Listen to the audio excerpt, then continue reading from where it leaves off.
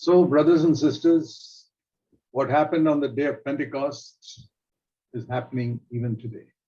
इसलिए भाई और बहनों, जो पेंटिकॉस्ट के दिन हुआ वो आज भी हो रहा है. Not only the speaking in tongues, but the anointing with power. केवल अन्य भाषा में बोलना ही नहीं, पर अभिषेक के साथ जो सामर्थ के साथ जो अभिषेक होता है. Tongues without the power to live a holy life is useless. अगर हमारे पास अन्य भाषा है पर पवित्र जीवन जीने की सामर्थ नहीं है, तो वो किसी काम की नहीं. God, for 16 years after my Christian life, I was defeated. मेरे मसीह जीवन के पहले 16 वर्ष में मैं हारा हुआ था. But 47 years ago, पर 47 वर्षों पहले God met with me. परमेश्वर मुझसे मिला. I've been praying and fasting and seeking God for the fullness of the Holy Spirit. मैं प्रार्थना कर रहा था, उपवास कर रहा था, पवित्र आत्मा की भरपूरी उससे मांग रहा था. God met with me in an amazing way. परमेश्वर एक अद्भुत तौर पर मुझे उस समय मिला. And what happened was that I suddenly began speaking a language I did not know. और फिर उस दिन ये हुआ कि मैं अचानक एक ऐसे भाषा का इस्तेमाल करने लगा जो मैं कभी नहीं सीखा था. I had no intention to do that. वो करने की मेरी कोई मंशा नहीं थी. But that was the way God gave me an assurance. He has filled me with the Holy Spirit. पर इसी प्रकार परमेश्वर ने मुझे एक आश्वासन दिया कि उसने मुझे पवित्र आत्मा से भर दिया है. And about 6 months after that, two things happened. और लगभग उसके 6 महीनों बाद दो बातें हो गई. I began to understand a life of victory over sin. पाप पर विजय के जीवन को मैं समझने लगा, I never knew before that. जो उसके पहले मैं कभी जानता नहीं था. Secondly, the first CFC church was born. और दूसरी बात, पहले CFC कलीसिया का जन्म हुआ.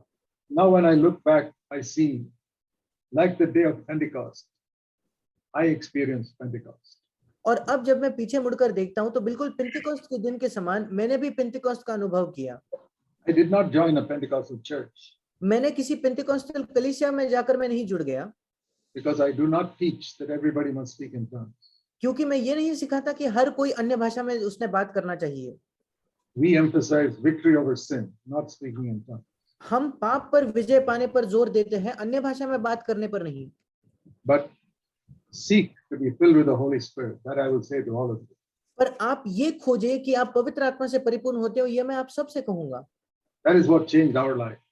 इसी ने हमारे जीवन को बदल दिया. Not a new teaching. ये नहीं कि हमने कोई नई शिक्षा पाई थी. You've heard many things today. आपने आज कई बातों सुनी है, But if you're not filled with the Holy Spirit, your life will remain just the same, except that you have little more knowledge in your head. पर अगर आप पवित्र आत्मा से भरे नहीं हो तो आपका जीवन बिल्कुल वैसा का वैसे ही रहेगा. बस फर्क इतना ही होगा कि आपके सिर में थोड़ा और ज्ञान बढ़ जाएगा. Humble yourself. अपने आप को नम्र कीजिए, Forgive everybody.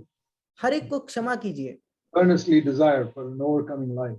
ईमानदारी से ये लालसा रखिए कि आपके पास एक विजयी जीवन हो. Lord, I want you to be first in my life. परमेश्वर, मैं चाहता हूं कि आप मेरे जीवन में पहले स्थान पर हो. Pray and fast and seek God for the fullness of the Holy Spirit. प्रार्थना कीजिए, उपवास कीजिए और परमेश्वर को खोजिए पवित्र आत्मा की भरपूरी के लिए. I guarantee your life will be changed. मैं आपको आश्वासन देता हूं कि आपका जीवन बदल जाएगा. If you have been blessed by my message, you will be blessed 1,000 times more when you're filled with the Holy Spirit. अगर आपने मेरे संदेश से आशीष पाई है तो आप 1000 गुना ज्यादा आशीष पाओगे जब आप पवित्र आत्मा से भर जाओगे. तब Bless you. परमेश्वर आपको आशीष दे.